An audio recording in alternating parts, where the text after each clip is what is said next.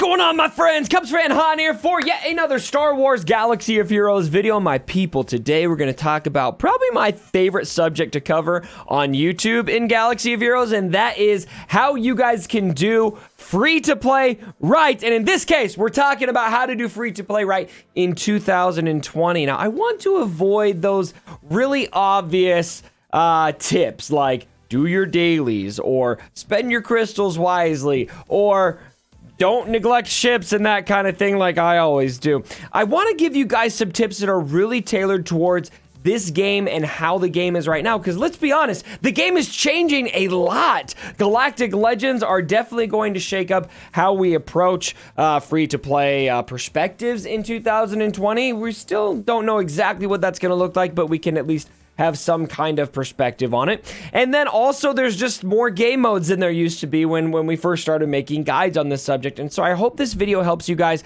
have a little more pointed counsel in how to approach this in today's day and age in the changing landscape of Star Wars Galaxy of Heroes. And so starting with tip number 1 of 5, these are not in any particular order, is to be Grand Arena focused.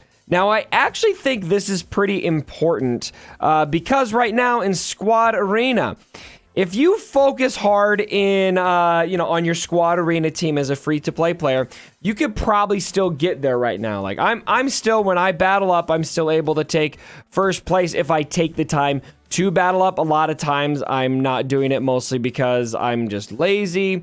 But right now with the team I've got, I'm fine. Even though I didn't get gas, my Darth Revan team was able to manage that.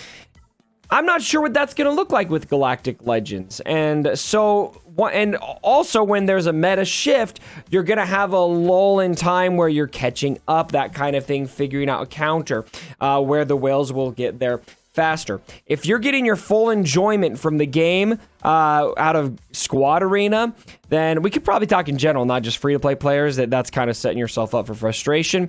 But as a free-to-play player especially, you're going to go through periods where it is very hard to be competitive. Grand Arena, on the other hand, if you have a focused roster oriented towards Grand Arena, it will be very possible for you to stay competitive. Now, from where I'm sitting right now, I'm not here to show off how good I am or anything like that, but I would say pretty comfortably, I win probably 85 to 90% of my Grand Arenas because it is what I focus on. It's not because I'm amazing at the game or it's not nothing like that. I just really like the game mode. I focus on it, and I farm for it. Speaking of farming priorities, getting into tip number 2, and that is to, assuming you are focusing on Grand Arena, sprinkle your relics throughout your roster. Now, when you go in and you start farming characters and you start giving Gear 13 is incredibly valuable to a free-to-play player or to a non-spender player. It takes a very long time to get out there to Gear 13, and so you really want to make those relics count.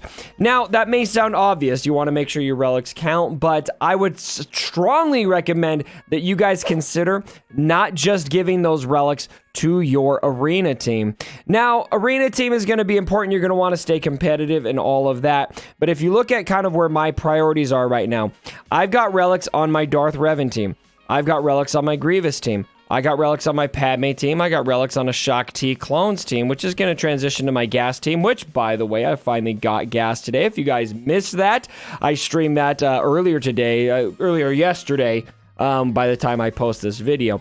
I've got a couple Relic Night Sisters. I've got Jolee relics, and this Jolee's relic is 100% oriented towards being able to beat strong Grievous teams because he's a lot more survivable. And then down here, I even have Zombie relics. Now, if I had it my way, I would have a Relic Nest. I would have a couple other characters. I'd kind of like to have a Relic Bosk or maybe a Relic Django, but I'm kind of getting caught up in farming for gas as I just finished that, and now on to Galactic Legends, which we will talk about here in a little bit. But what's nice about this is several teams are getting the benefit of these relics. When you look at my squad placement here, how many, even Brood Alpha, one relic, it's 2 characters that get relic for one.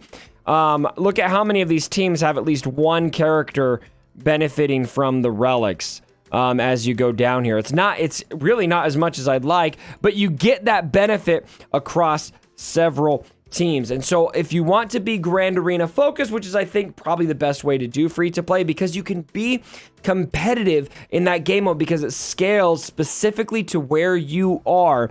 Obviously there's some matchmaking issues which we could get into, but generally you're going to be matched with people who you're competitive with. And unless you're, if you're relicing like, Magna, or not Magna Guard, if you're relicing like Rose Tico, which we won't talk about that. If you're relicing characters that have no use, you might get into trouble in Grand Arena. But by and large, if you're focusing on those really helpful characters, that'll help you in matchmaking, and it will also help you be more successful in Grand Arena. So those two tips kind of go hand in hand. Focus on Grand Arena, and then also sprinkle your relics so that you can get as much benefit as deep as possible in every single in every single team that you can. Now, tip number 3, and this is probably, I would say, more like tough love kind of tip. It is time to accept that you will probably be 1, maybe even 2 metas behind indefinitely. If you're not going to spend, if you're going to take the pledge like I have, and you're going to stick to your guns, my friends, you're going to have to accept that right now. Now, I think we're probably accustomed to accepting that we'll be 1 meta behind, right? With the Galactic Legends coming out, there may come a time where we need to accept that we're going to be 2 metas behind, because Galactic Legends will likely be the new meta, and the amount of time it's taking to get those characters is going to be pretty freaking crazy for free-to-play players. Now, I do recommend going for the characters, which is, again, something I'm going to talk about here in a little bit, but just food for thought. Be ready to be behind 1 to 2 metas. Now, this kind of goes hand-in-hand with my first few tips, and a lot of this is centered towards still having fun in the game, because I think the game is still extremely fun, even as a free-to-play player.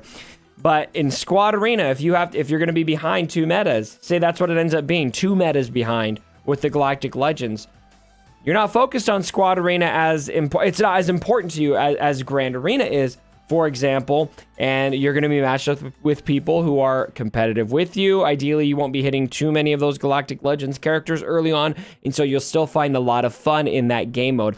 Maybe you're going to have a bunch of people getting Galactic Legends in your Squad Arena. You got a lot of whales.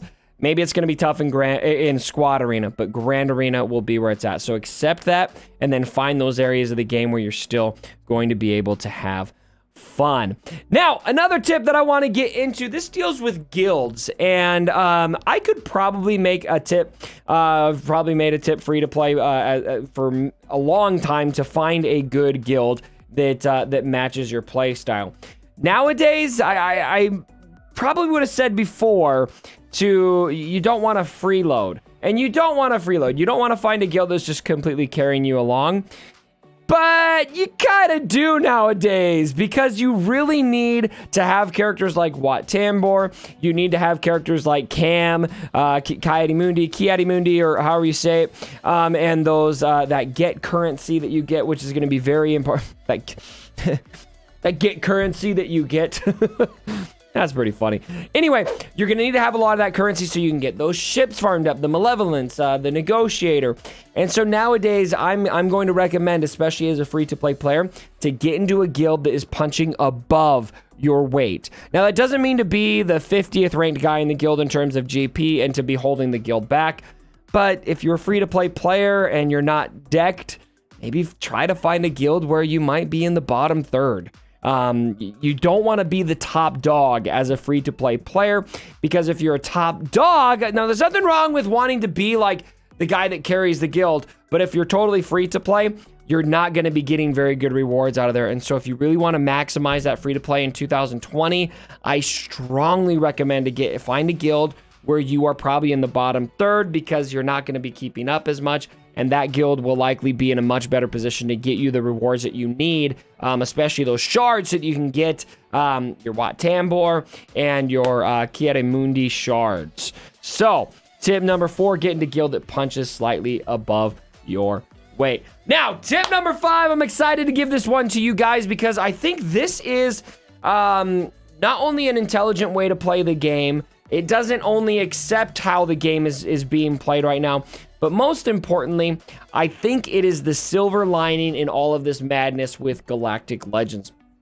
And that is, my friends, to farm for legendary characters only when you are going to benefit from the characters that you are farming along the way. Now, as we look at this, what I'm specifically referring to more than anything is the Galactic Legends, and I'll use my account as an example. I personally elected to go for Kylo for my Galactic Legends, so Galactic Legend Kylo. And a big reason for that is because I don't want to farm characters like Rose Tico. Now, this could change if there's a rework there and she becomes useful. But if you farm up in Relic a character like Rose Tico right now, it actually damages your Grand Arena because that character will be factored in the matchmaking. And then it might be comparing your Rose Tico to somebody else's Grievous. And that's a pretty bad mismatch, if that makes sense. For a more detailed breakdown on that, hit me up on Discord or something. I don't have time to get into all of that mumbo jumbo right now in this video, but suffice it to say, if you relic useless characters, it damages you in matchmaking. Now, farming, if you compare the two Galactic Legends, Kylo versus Rey, Rey might be the better character to go for as far as the end game because of light side territory battle, but the characters that you're farming along the way make a lot more sense for First Order. Kylo Ren Unmasked is kind of a given. He's a solid defensive character and he's got a lot of offensive use. Sith Trooper is an amazing character. This is a character that is going to take a very long time to farm. I've kind of accepted that. Let's see if we can get some shards right now in the video. 2 shards! Love to see it. But this character is very solid, very versatile too. Somebody you can use in your Traya team, which might be somebody to take along for a bug counter for a while. And there's a lot more characters in there. Even Veteran Han with the resistance tag added to him is going to have some pretty solid use. And so something that I'm going to definitely recommend as you guys look at making a decision of which legendary characters you're going to go for, even if you don't have a lot of them unlocked, consider what characters am I farming along the way, and how is that going to benefit me along the way? Something like Rose Tico or your Phoenix Squad, you know, it might not benefit you a ton. Phoenix Squad's probably a bad example. You guys all have Thrawn, most of you. But General Skywalker, another good example. Look at my Grievous team because of this. I've got a Relic 6B1 that I've walked out of here with. I've got a Relic 4 Droideka that I've walked out of here with.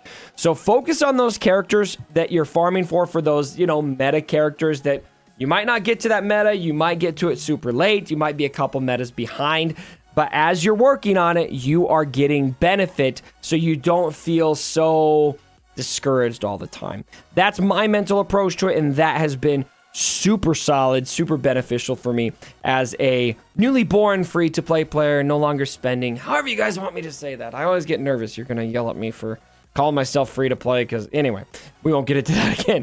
Anyway, my friends, I hope this video was helpful for you. Let me know down in the comments, are you a free to play player? And how is your grind going right now? What are some other tips you would give to everyone in 2020? I know, my friends, it's not easy to be a free to play player in today's day and age, but you know what? It's never been easy. We've been doing this for a long time. We can keep on doing it. I hope these tips give you guys an idea of how to better approach the game so you can get the most out of it and enjoy Galaxy of Heroes, because still, my opinion, Galaxy of Heroes is a fantastic game, even if you're a free-to-play player. In fact, especially if you're a free-to-play player.